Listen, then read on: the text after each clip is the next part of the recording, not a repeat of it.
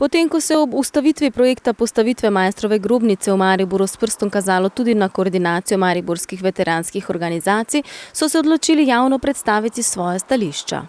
Jaz sem 27.3. potem sklical sejo koordinacije, kjer smo povzeli stališča vseh teh 6 organizacij, na vseh zborih članov, na vseh skupščinah oziroma na vseh teh najvišjih telesih vsakega društva je bilo enotno mnenje, da se prekop ne opravi oziroma da se ne selijo posmrtni ostanki generala Rudolfa Maistra na Dobravo. Mestna občina Maribor naj bi sklicala novinarsko konferenco, na kateri bi lahko vsi javno povedali svoje mnenje. Sredi aprila, ko so od projekta odstopili tudi Maistrovi svojci, se je tudi mestna občina Maribor odločila ustaviti aktivnosti glede selitve Maistrovih posmrtnih ostankov.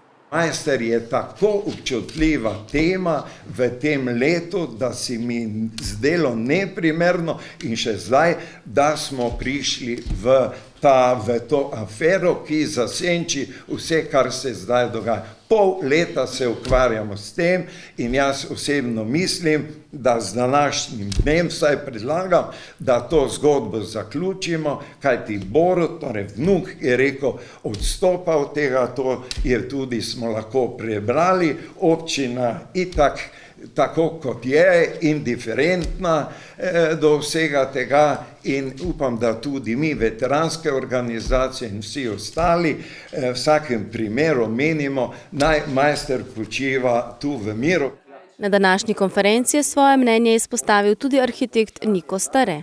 Generalni Maister spada na mestno pokopališče na Pobrežju, kjer so pokopani vsi pomembni ljudje in njegovi sodobniki in pa soborci. In sem zmeraj rekel, da pravzaprav je možno potem to grobnico vrditi tako za pretiho plečnika, kot je že gospod Areh povedal. Dobrava je reči povsem drugi značaj pokopališče.